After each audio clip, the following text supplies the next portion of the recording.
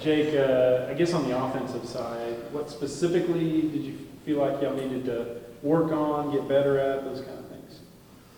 I mean, obviously there was a lot of pre-snap issues.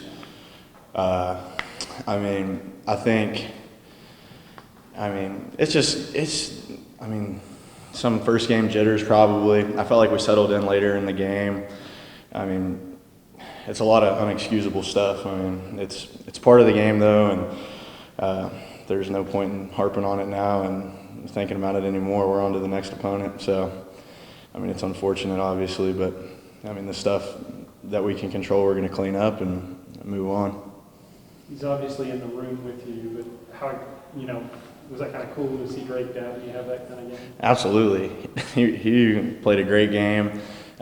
You love to see anybody on the offense do well, but especially when you're guys in your position room. It's really cool to see how hard Drake works and then to see it show up on Saturday. So I think hoping that there's a lot more of those games for the tight ends. So could you throw a better pass than that? Yeah, I'm going to say yeah. So when Drake watches this, yeah, I can throw a better one. No, hey, I mean, sometimes they're just too wide open, right? He owned that one, though. He said, I'm not a quarterback. Yeah, he's not a quarterback, yeah. Not in your position, but also a pass catcher. I mean, for you, what's impressed you about Jonah and kind of his rise from being a walk-on to having that type of game? He just comes to work every day. I think that's the thing that sticks out about Jonah.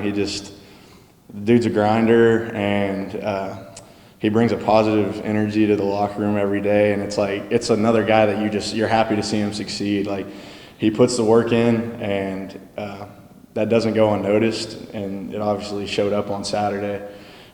Maybe a guy that not a lot of people thought was going to be a focal point, but he showed up on Saturday and balled out, and we all knew that was, I mean, a really good possibility because we see how he works every day. So. How much does it linger, and have you been able to move past that game? Yeah, it stung, to say the least.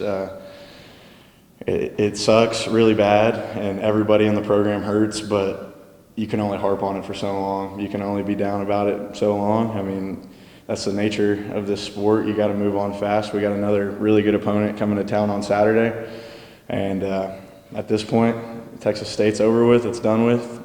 We know what we need to improve on, and we're on to the next opponent. So, how have the coaches helped you? What have they been saying to get you guys to, get ready to go against a great opponent, like you said, ESPN, the whole deal that's coming? Yeah, I mean, just being ourselves. I mean, we obviously didn't play to our standard on Saturday, and the coaches just keep saying that's what we did on Saturday, but that's not who we are as an offense or as a team in general. We know that we can play with anybody, and we know what kind of team Utah is. They're a really strong physical team, and we know what we're going to have to do. We're going to have to play clean, and we're going to have to capitalize on all the opportunities we get on Saturday. For you, from a blocking perspective as a whole, after struggling a bunch against Texas State, what gives you guys confidence that you can take such a big step forward against what on paper is kind of a ramped up difficulty in a front seven?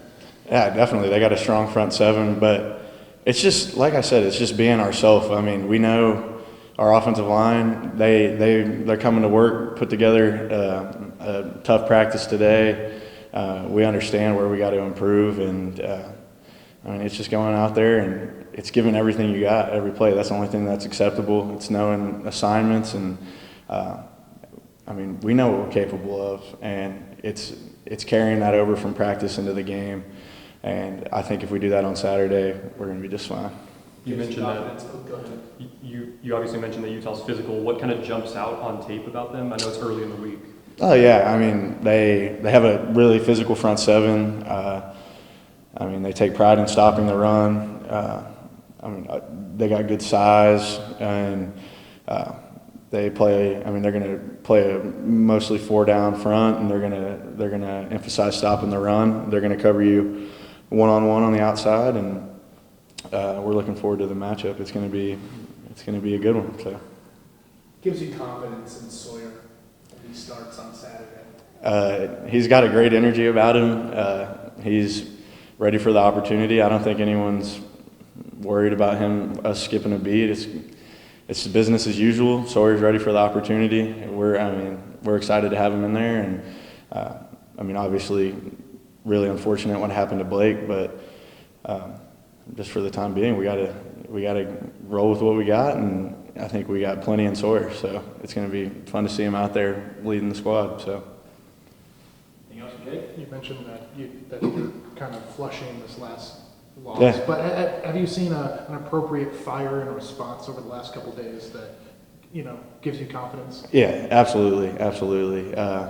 That's in the past, and like I said, we understand that it was not acceptable for Baylor to go out there and perform like we did, and the guys came to work today and yesterday, and we understand what we got to do, and we're taking pride in our work, and we're ready to get back out there on Saturday and get after it.